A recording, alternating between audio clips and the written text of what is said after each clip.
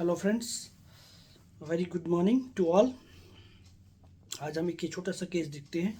इस केस में ना, और ये केस एक बच्चे का, अभी जो सीज़न चल रहा है आपने देखा होगा कि बहुत ज़्यादा इस ठंड की वजह से ना कोल्ड कफ ये प्रॉब्लम बहुत चल रहा है। ठीक है, तो बड़ों में तो मैनेज करना आसान होता है, लेकिन चाइल्ड में थोड़ा सा डिफ़िकल्ट होता है क्योंकि बहुत ज़्यादा एक्सप्रेसिव नहीं होते चाइल्ड। तो अभी देखो आपकी इस बच्चे को ना 2-3-4 दिन से ज़बरदस्त खांसी आ रही है। ठीक है, इतना खांसी कि इवन मिनट्स में 100 बाउट्स खांस रहा होगा और रेगुलर खांसी कर रहा है, कांस्टेंट खांसी कर रहा है। तो मैंने पूछा कि "हम्म, आपको क्या उस बच्चे से मैंने पूछ लिया। ठीक है, तो वो खेल कूद रहा है, अपने मज़े में है, लेकिन मैंने उसको पूछा कि क्या दिक्कत क्या हो रही है। तो बोला कि बहुत ज़्यादा खांसी आ रही है, मैं परेशान हो गया हूँ। ठीक है, और मैंने कहा कि और, बोला खांसते खांसते उल्टी जैसा लगने लगता है, ऐसा लगता है कि उल्टी हो जाएगा, खांसूंगा तो उल्टी हो जाएगा। ठीक है, और अच्छा नहीं लगता, गंदा सा लगता, अजीब सा लग रहा है मेरे को। और उसने बताया कि ये इधर गले पे ऐसे ऐसे करके कुछ लग रहा है, ऐसे करके कुछ लग रहा है। तो ये छोटा सा केस था। केस बहुत बड़ा नहीं है, बहुत छोटे से में हमको कई बार समझना होता है। तो इसमें हमको पिक्यूलियरिटी समझनी होती है। ठीक है, तो देखो आपकी इतना छोटा बच्चा है और उसने एक्सप्लेन करने की कोशिश करी आपको। तो आपको ज़्यादा नहीं सोचना है। ठीक है, सोचने को तो बहुत सारा हम सोच सकते हैं, लेकिन हमको टू दी पॉइंट, कई बार हमको बहुत छोटे में भी केस को समझते आना चाहिए। कई बार बड़ा केस भी समझ में नहीं आता, बहुत जंबल हो जाता, तो वेरी करता केस टू केस पे। लेकिन अभी यहाँ पे इतना ही देता है और हमने इतना ही सोच समझने की कोशिश करी क्योंकि बच्चे ने खुद ही बताया। तो बच्चा जो बोल रहा है कई बार बहुत इम्पोर्टेंट होता है, कई बार नहीं होता है। ठीक है, तो अभी हमने इसको ऐसे ही सोचा और वैसे जैसे इस बच्चे ने बताया हमको, हमने वैसे ही उसके रूब्रिक लिए। ठीक है, तो जैसे हम देखते हैं अभी इस चीज़ को कि बच्चे ने बताया कि मैं बहुत ज़्यादा परेशान हो गया हूँ, तो सीधा हमारे पास रूब्रिक होता है परेशान होने के लिए, डिल्यूजन परसिक्यूटेड। ठीक है, कि बच्चा बहुत परेशान हो गया है। अब वो कह रहा है कि खांसते खांसते ऐसा लग रहा है कि उल्टी हो जाएगी। तो उसको delusion injury about to receive, already खांसी तो आ ही रही है और एक और इंजरी होने की संभावना है उसको कि वॉमिटिंग हो जाएगा। ठीक है, तो delusion injury about to receive, वो वॉमिटिंग होने की कगार पर बैठा हुआ है। ठीक है, तो ये दो रूब्रिक लिया।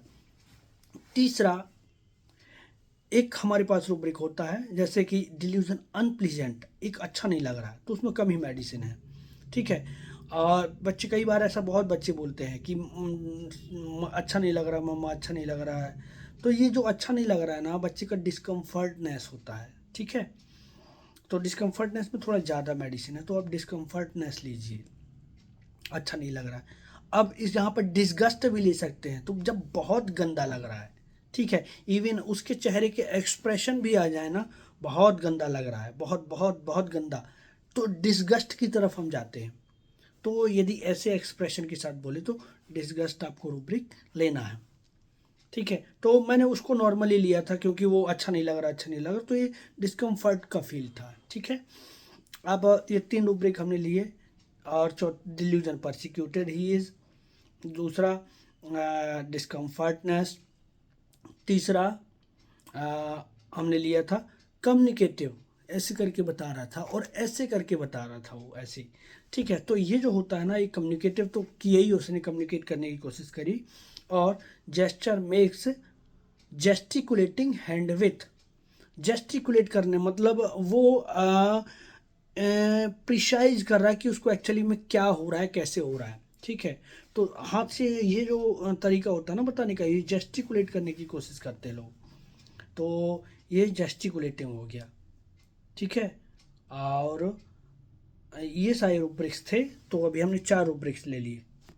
तो ये जो रूब्रिक हमने लिए, तो देखो आपकी इसमें ना पहला रूब्रिक लिया था हमने डिल्यूजन परसिक्यूटेड, और दूसरा लिया कम्युनिकेटिव, तीसरा delusion injury about to receive, चौथा gesture makes gesticulating with hand, and discomfortness. तो ये 5 रूब्रिक के ऊपर आपको सल्फर मिलेगा और वेरी क्लोज रेमेडी टू आपका लैकेसिस, लेकिन लैकेसिस इसमें नहीं है।